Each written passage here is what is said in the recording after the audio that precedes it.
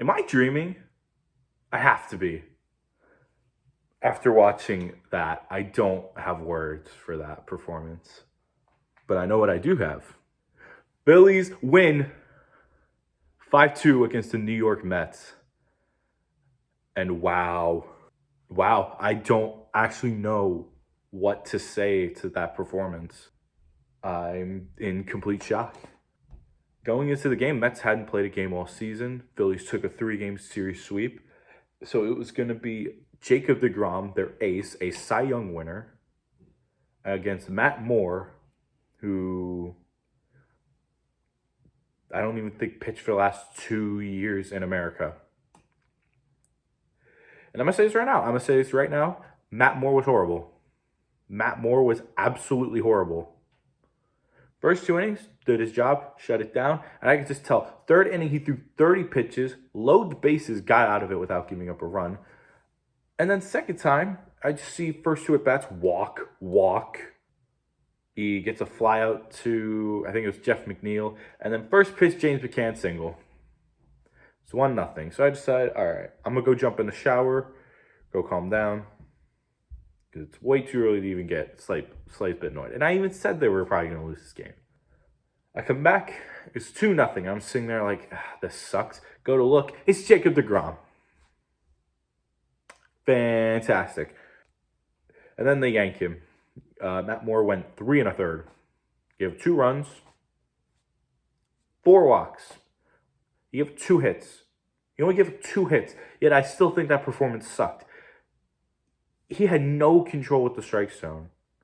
And even when he did, they were constantly fouling things off. They knew what he was doing. So I'm not going to jump early on Matt Moore sucks, take him out of the lineup, put Vince Velasquez or Spencer Howard in. No, I'm not going to jump that early. It's way too early. It's one start, and I'm not going to get all bent out of shape about it. So they take him out, and now it's the bullpen. And what do? Most of the bullpen is gassed from yesterday. Is gassed from the series with the Braves. Well, you turn to the arms that you haven't gone to yet. You bring in Brandon Kintzler, and he turns a double play, and I think 2 or 3 pitches, and then goes the entirety of the 5th inning. You bring in Sam Coonrod, and he has it does a fantastic job through the 6th and 7th. You get Brogdon to finish the 8th, and we'll get to that in a minute. We'll get to the end in a minute. And on the Mets end, deGrom. He's a Cy Young winner for a reason. I should have learned to see how many fastballs he threw, but I think he threw 76 pitches, and I could easily say over 80% of them were fastballs. I'm pretty confident I could say that. And one stat that they brought up on the Phillies end of the broadcasting, which made me truly want to lose my mind, was the first 2 cycles for all the Phillies batters, the only player he threw an off-speed pitch to was Gene Segura. The only person he walked was Harper. So the first 2 cycles round, he only threw fastballs to every single person on the lineup that was not Gene Segura. That's horrendous. And you can only get 3 hits off him? That's horrible. But I told myself, all right, if they can just find a way to get a run, if they can just find a way to get something, they can get back in this game. And then all of a sudden, after 6 innings, deGrom out. And I'm sitting there thinking, what? Like, seriously, what? You're taking out deGrom with 76 pitches, a guy who can easily throw over 100 pitches in the 6th inning. A guy who's normally able to go 7 to 8 innings a game. Okay, I'm definitely going to take it because he's been kicking my team up and down the field all night long. So 7th inning comes in, Miguel Castro comes in, and just, Realmuto hits it, and it just falls short. The wind just carries it back in it. That sucks, but that's the game sometimes. It's just the breaks. And then nothing happens. Bone gets a single, but other than that, nothing happens. 8th inning comes through. Connor Brogdon comes through again. I'm really liking what he does. And if Coonrod and Brandon Kintzler are as advertised, this bullpen could genuinely be one of the better ones in the league. I'm really liking what I'm seeing from everybody so far, but it's way too early to even throw that out there. Bottom of the eighth comes in, and Trevor May comes in. Their big reliever acquisition that they picked up from Minnesota. And I'm starting to watch this sequence, and I'm having a conversation with my dad. We were making pizza, and I just completely lost track. And all of a sudden, Miller gets on, okay, and then Kutch gets on, okay, and then I think they took him out for Roman Quinn. Oh, all right. Hoskin gets on by I think a walk. No, I think he gets a single, and bases are loaded, and then all of a sudden, boom. When I just look away, boom. Harper gets hit. Run comes in. Bases are loaded. I'm sitting there thinking, no way. We're not about to pull this off, are we? And then next batter, JT Realmuto comes up, singles right up the middle, bases loaded again, but he drives in Roman Quinn. And I'm thinking, no, there's no way. There's no way this is about to happen. And then Alec Bohm, he grabs out. I'm like, all right, double play. Nope. Turns out their pinch hitter, was it a pinch hitter? No, it wasn't a pinch hitter. They took out J.D. Davis for Luis Guillorme. I think that's how you say his name. And he absolutely airmails it. I mean, he sails it, and James McCann just misses it. It's a bad play on both ends. Luis Guillorme made a bad throw, and McCann just did not look set to catch that. It goes by. Hoskin comes in. Harper was right behind him, basically. And all of a sudden, it's 4-2. Wrap it up with a sac fly for Didi. That brings in JT Realmuto, and it's 5-2 in the span of one inning. Oh, and at some point they yanked, I forget when, but they yanked Trevor May and put in Aaron Loop, who they also acquired. I think they acquired him from the Rays last season. And he didn't do too well either. At this point, Phillies have the lead, and I'm sitting here, I'm like, there's no way the Mets come back. They might get a run, but there's no way they come back after imploding like that. And they didn't. They get a run. They make it close. They get 2 hits off of Alvarado. They get a third one, and they drive in a run with 2 outs. Pete Alonso comes up, hits it. It's going far. And Harper, after barely missing the game-sealing catch that drove in the third run for the Mets from Michael Conforto, makes a snag right onto the wall in right field and ends the game.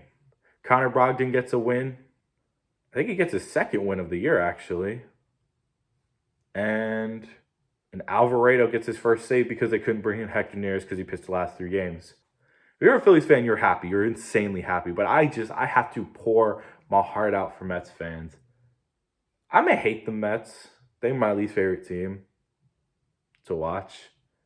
But even I feel bad. Like, that's boneheadedness at its finest. I don't know what they were doing or what they were thinking. You have a Cy Young candidate. You have a Cy Young pitcher dealing. He is basically unhittable. He's only throwing 1 pitch, basically, and you yank him before he even reaches 80? I'm sorry. I don't see where the logic is. Good bullpen or not, that just wasn't a good decision. So the one thing the Phillies did was, even when Eflin was supposed to have a cap and he threw 25 pitches, they still let him keep going. This was dumb, and I really don't know what the decision behind it is, but you could definitely see the manager for the Mets getting a lot of flag potentially. But for Phillies, you got to be happy. You got to be happy. Bullpen has given up 1 run through, I think, 12 2/3 or 12 1/3 inning. Every reliever looks fantastic right now. The only relievers you haven't seen are Velasquez and David Hale. Realistically, the only reliever you haven't seen is David Hale.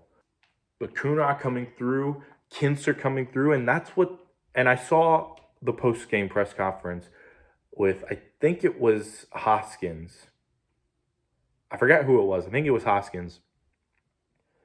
And he says, no player, it's along the lines of no player is playing amazing, but everybody is doing the right thing, and that is getting results. Everybody is stepping up, and that's true. That's what makes this team so great, and that's why I said this team could either be the best or one of the worst in the National League, because when everything is clicking, this team is damn near unstoppable. That resilience, no matter, they couldn't hit anything. They couldn't hit the broadside of a barn through 6 innings, through 7 innings, realistically.